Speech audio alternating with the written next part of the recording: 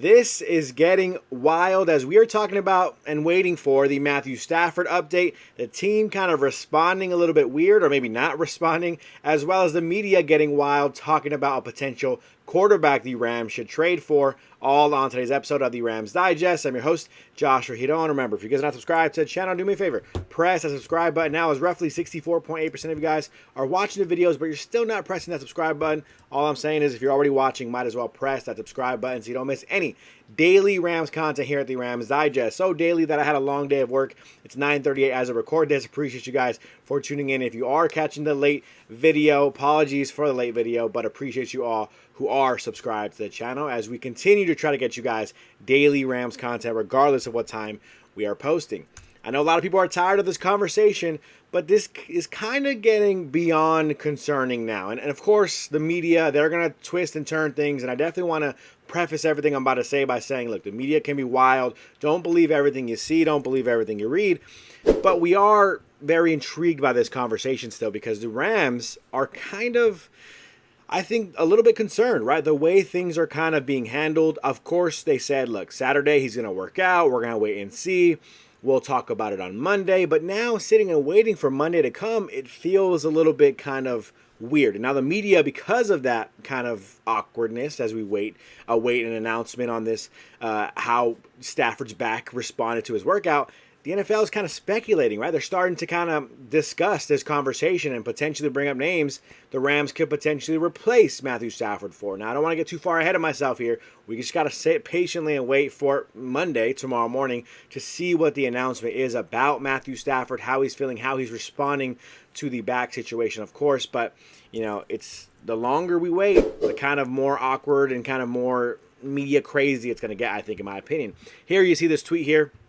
How bad is Matthew Stafford's back? I have no idea, but don't love the way Aubrey Pleasant, who served as Rams head coach today, answered fairly basic questions like, did Stafford work out today or was even at SoFi Stadium? The team says McVay will address the situation on Monday. So that kind of is what I'm talking about when it comes down to how the Rams are handling this. Aubrey Pleasant goes up, he's acting head coach, and then all of a sudden kind of like, well, that's Sean McVay's thing. He's going to talk about that tomorrow. Wait and see tomorrow. Kind of not really answering really what seemed to be simple kind of questions, right? And of course, we know the situation is sensitive because anything that anyone says is going to be blown out of proportion. I mean, look, Aubrey Pleasant doesn't say something, and we're blowing this way out of proportion, saying, oh, him not saying anything is saying something. So it's kind of funny. It's kind of wonky. The Rams are trying to be careful about the situation, but again, kind of the constant change of being confident he's going to be okay to all of a sudden not wanting to speak on it, that is still concerning, and the level of concern is starting to grow. Again, don't want to freak out about what the media is saying. Don't really care too much what people are saying on social media. But here you see a couple of tweets, and this is what is happening now because we're sitting waiting, right, to see. They're not talking about Stafford working out. We didn't really see him working out at SoFi. We don't see any clips of him throwing the football. And then you now have doctors on Twitter or just people in general talking on Twitter saying, hey, look, I'm waiting for the announcement that Matthew Stafford is undergoing surgery and his timeline to return is unknown. We have another tweet here saying things really do not seem great for Matthew Stafford. Hope it doesn't get to this, but sort of feels like we are going to get a notification away at this point that he's having some type of surgery and return is to be determined. At every turn this offseason, the checkpoint/updates haven't been positive. That is true. Definitely something that we've been noting here at the Rams Digest. And the last tweet here talking about hearing Matthew Stafford's aggravated disc in his back is more severe than believed, and the team is waiting until Monday to speak on it. Stafford has already attempted an epidural, as we all know, to help manage the pain. So again, just kind of the speculations are going to obviously run wild because we don't know what's happening, but there is real reasons to be concerned. Just because it's radio silence doesn't mean that nothing's happening. I think that is kind of the concerning part. If Stafford did come out and throw 60-70 pass attempts again, all of a sudden looking great again, I think we might have heard a little bit of something like that, or maybe saw a little bit of something like that. On top of that, awaiting his kind of how he feels from that. Maybe some type of announcement like that could have been said. Again, still sitting back, still waiting to see what the announcement is. Again, I know a lot of people are tired of this conversation, don't want to spend that much time on it, but when you kind of build this up to where it's at, This is where the conversation is slowly turning. Tom Pelissero, big ESPN or big NFL, I should say, reporter on the NFL Network on NFL Game Day, talking about Kirk Cousins. He's not going to play in preseason. He's not playing for the Falcons. He may never play for the Falcons again. He may be the highest paid backup quarterback of all time. Should he wants to play, right? So should the Falcons trade him to a team? By the way, Kirk Cousins, no trade clause. Should they trade him to a team that makes sense for him? An offense maybe he might fit in, a coach he might fit alongside. Rams, Sean McVay being one of those teams, top of the list to potentially get a guy like Kirk Cousins to replace a Matthew Stafford. Is it possible? I have no idea with the contract.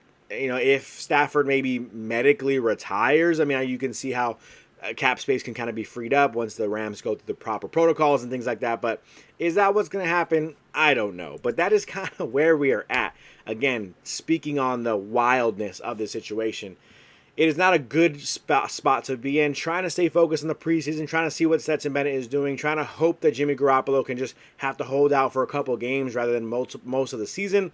But ultimately, right now, it's just the updates are scary and not looking positive right now for Matthew Stafford. Let us know how you feel about the Stafford situation. What is your confidence level that Matthew Stafford will be ready week 1? Let us know on a scale of 1 to 10, confidence level of Matthew Stafford being healthy in week 1. Drop that in the comment section down below. Moving on from that, roster shakeup. The Rams, right? Obviously sitting here with the preseason matchups. We see some guys, Joshua Feinhersh broke down, some guys who stepped up in the preseason matchup versus the Chargers, some guys who kind of are obviously playing their way onto the roster. We have a couple of roster shakeups here, just kind of getting that perspective of what the projected roster, what the projected depth chart may look like as it's getting some major shakeups right here after their second preseason game. Of course, we'll kind of see everything get finalized over the next few weeks, but ultimately very interesting to see kind of what we project may be the final roster. And I think these projections can be pretty fairly accurate. I don't want to say they're 100% accurate, but here, when we're talking about the offense, right, and guys like Cody Schrader, for example, as this article is mentioning here, he played pretty well, maybe pushing himself for a roster spot, even though the Rams are pretty hefty at the running back position. But hey, if that's what ends up happening because of how well he's playing, maybe that's what ends up happening. You don't want to risk losing a player who's playing really, really well, right? Quarterback, Matthew Stafford, nothing special, nothing too crazy there. It says he's on IR here in this roster kind of projection. Maybe he's going to start the season on IR, like the physically unable to perform list. Who knows if that's the case? But Stafford here, obviously quarterback 1. If he's healthy, Jimmy Garoppolo, and then Stetson Bennett being that kind of third quarterback that you can stash in the roster without it really affecting your roster spot. Wide receivers, Puka Nacua, Devontae Adams, nothing new there. Tutu Atwell expected, Jordan Whittington as well.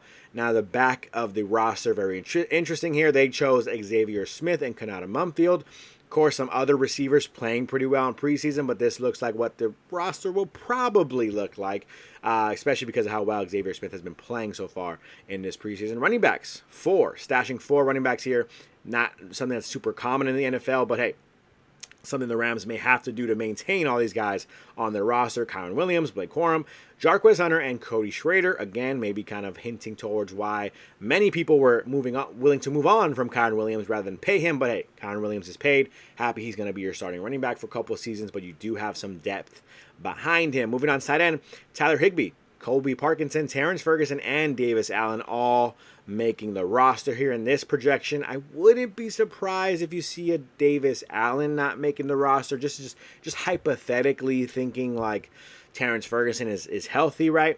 But ultimately, if he's not, Davis Allen's definitely an important key, I think, to still have on your roster as a depth tight end piece. And the offensive line, 9, about 10 guys. Alaric Jackson obviously being that IR slot, so he probably will not count towards your roster to start the season. But DJ Humphries, Warren McClendon Jr., Steve Avila, Justin Dedich, Coleman Shelton getting the start here in this roster. Bo Limmer, KT Levinson making the roster here. He's been playing really well, as well as Kevin Dotson being your starter, and then Rob Havenstein with David Quessenberry as the backup. Warren McClendon kind of being that potential backup swing tackle as well. So very interesting there. I think a lot of guys on the offense that you're kind of leaning towards. I think it was like 26 total numbers on the offensive side of the football. So definitely a lot of players. You got 4 running backs. You got 4 tight ends. Is that the way the Rams end up going? Who knows? Are you going to keep a full 9/10 offensive lineman? Very interesting to see there as well. But we'll have to wait and see what the final roster looks like. And then you move on to the defensive side of the football. Maybe not going to go through every single one here, but special teams, defense, a little bit less in terms of how many guys are making the roster here, but nothing special when you look at the bottoms with special teams.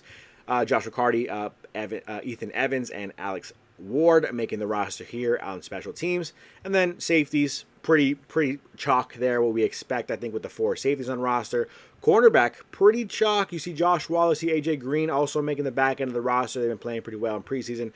Those are definitely important key depth pieces potentially. Emmanuel Forbes being there as well, potentially being that starting outside cornerback for you. Nate Landman, Omar Spates, Paul Jr., and Sean Dolak making the linebacker room, kind of filling out that linebacker room, looking pretty solid, I think. It looks like you're missing a guy that many people want off the roster here. Potentially what could happen when you talk about Troy Reader.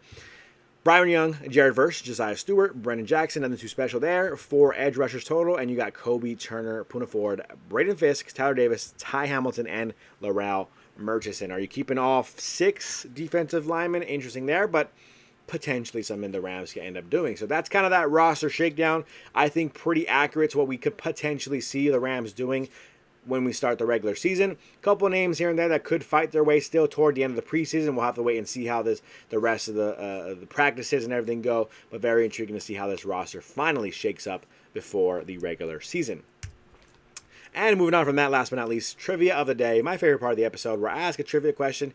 You give your trivia guesses down below in the comment section. Whether you're right or whether you're wrong, we give you a shout out on the next episode that I'm on here at the Rams Digest. Last episode trivia of the day, we were able to ask this question here, which I thought was a fun one. What was the original name of the New York Jets when they were founded in 1960? Now, I think it's interesting because a team that no one really thinks about too much, especially the history of this team, especially now as a Rams fan. So I always find it intriguing to go back and look at other teams that I'm not really paying attention to. I'm not paying attention to the New York Jets ever, but I'm intrigued by the history of the NFL and how these teams started, right, back when they were first initially brought into the league. What was the original name of the New York Jets when they were founded in 1960? Was it A, the Titans of New York? Was it B, Gotham Grizzlies? Was it C, New York Comets, or was it D, the Empire Jets? A few of you guys play along with the trivia of the day. Here are your shout outs for those who did play along. James says Gotham Jets, ? Rams House saying the Titans of New York. Floyd saying Titans of New York. Alan saying Titans of New York. Paula saying trivia question, Titans. The Jets were named the Titans. And then Thomas says, I'm ready to see what Hunter can do. Speaking of Jarquez Hunter, he looked pretty good, by the way, Thomas. I hope you feel the same. He says Empire Jets. The correct answer for the trivia of the day of what was the original name of the New York Jets when they were first founded in 1960. The correct answer is A, Titans of New York. I think a pretty cool name that I'm surprised they moved away from. New York Jets, not too bad of a name, but maybe they should shake it up a little bit because that roster and that team is just, that franchise is just kind of in shambles for forever, it seems like, right? Shout out to Rams House, shout out to Floyd, shout out to Alan, and shout out to Paula for all guessing Titans of New York. Appreciate all of you guys for playing along, whether you get it right or whether you get it wrong, but special shout out to the ones who did get it correct on that trivia of the day. If you're watching this and you're saying, hey, that was an easy trivia question, I can play along, I can get a shout out just like them, get a shout out just like these folks here on the next episode that I'm on here by playing along with today's trivia of the day, which is this question here.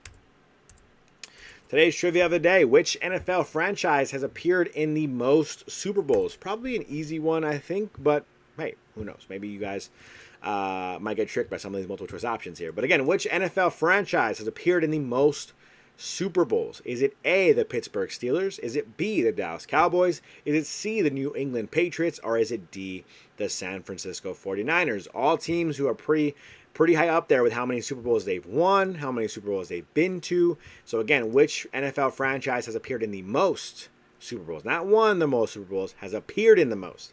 Is it A, the Pittsburgh Steelers, B, the Dallas Cowboys, C, the New England Patriots, or D, the San Francisco 49ers? Give your guesses down below in the comment section. Whether you're right or whether you're wrong, we'll give you a shout out on the next episode that I'm on here at the Rams Digest. Other than that, that's going to do it for me on today's episode of the Rams Digest. Remember to subscribe to the channel if you're not subscribed already. That's going to do it for me. I'm your host, Joshua Giron, and I'm out.